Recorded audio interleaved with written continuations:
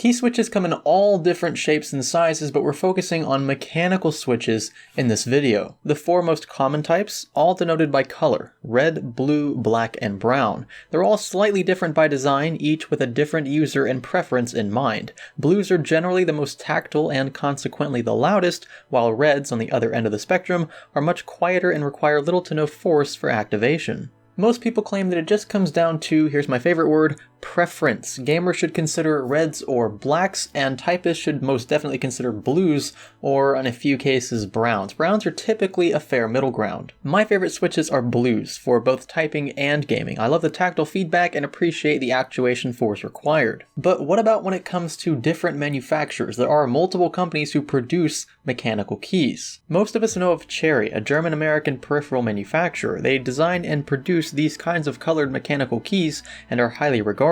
All other switches, for the most part, are considered knockoffs and are compared to Cherry MX switches as the sort of standard. I'm pitting Cherry MX blue switches in today's video against Outemu blue switches. Both are designed almost the same, but when it comes to keystrokes, subtle design differences can mean big differences for the user. I'll give you my impressions of using both the first player Fire Rose sporting Outemu blues, which I reviewed right here, and the new G.Skill KM570, a fairly affordable keyboard from G.Skill, sporting authentic Cherry blues. I chose to compare blues because they're my favorite kind of switch, and I expect I'll be more sensitive to tiny changes overall. Let's start off first with how each one sounds.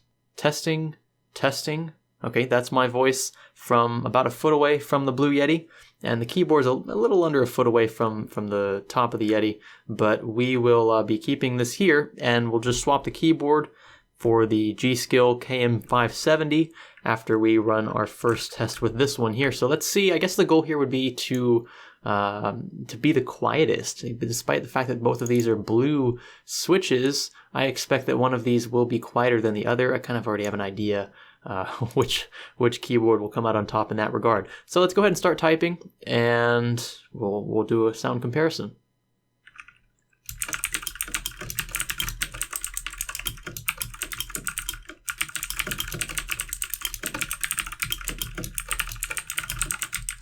Alright, so now I have the 570 right here in front of me. I haven't inclined it or anything like that, so it's pretty much the same distance away from the Blue Yeti as the Fire Rose keyboard was.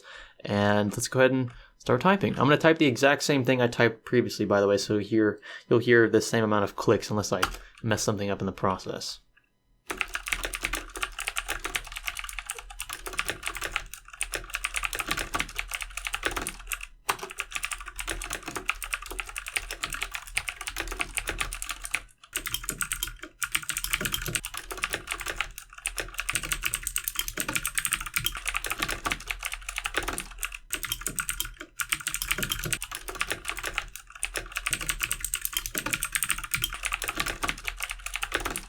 This is something I did not expect. Now, in terms of just how loud each one sounds, I think that the KM570 comes out on top.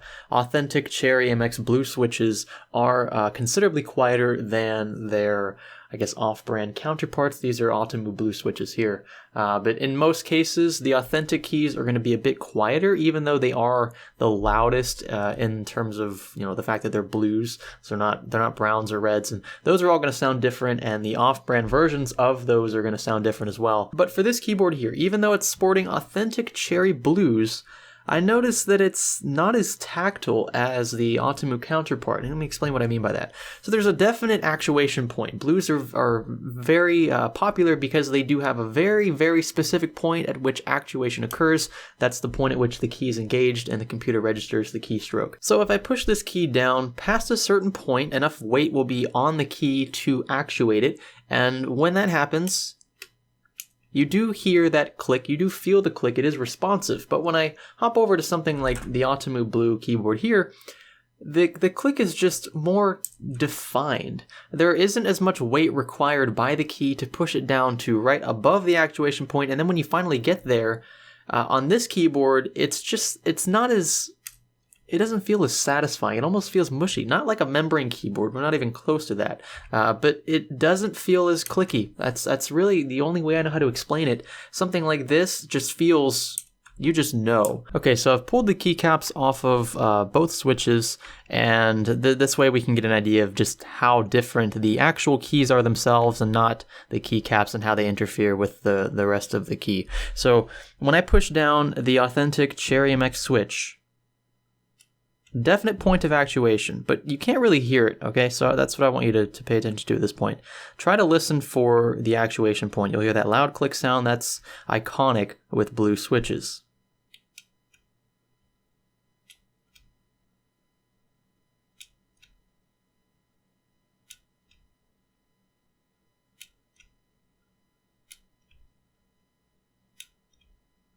Okay, that's with the Cherry MX. Now we're going to move over here to the Outemu blue switch.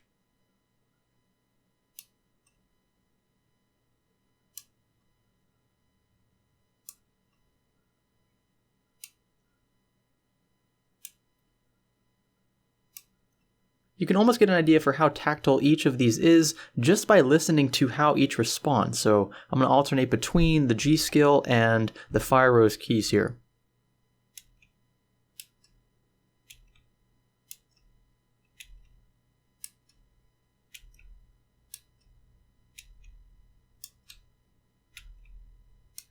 Something else I noticed is that it actually requires more force to actuate the Cherry MX key than it does for the Outemu blue key. There isn't a substantial difference, but it's definitely noticeable, and I think that's what makes this keyboard seem a bit mushier. I'm actually pushing harder on each key, so I don't feel just the subtle click sound. I'm actually pushing the key harder past that actuation point, so it seems mushier overall because the key requires more force to actuate. Now this does almost completely come down to preference. You may prefer the Cherry MX blue switch, but if you ask me, and a lot of you might disagree with me, a lot of you probably will disagree with me, I prefer typing, in the case of blue switches here, with the off-brand keyboard. And the reason why is because it requires less force for actuation per key, which means that I can type, this is just coming from my own experience here, I can type more words per minute on this keyboard than I can on this one. This one requires more force per key actuation, and that just takes away from my ability to type more words per minute. Again, you may respond differently to this style of keyboard. This might be better for you. You might be able to type more words per minute with this keyboard than this one. But if we're looking at just how each key responds to a keystroke, this one is just, it just requires less energy, I guess is what I should say here. And because it requires less energy, I can waste less time typing each letter or number or whatever I'm doing, and as a result I can type more words, and I can just, it just doesn't feel as strenuous on my fingertips. I can just glide over each key, whereas in this case I'm pushing harder. I don't feel as satisfied when I push the key because the actuation isn't as distinct, even though it does sound better and it does sound quieter. That's a trade-off I'm willing to make for the sake of typing more words per minute.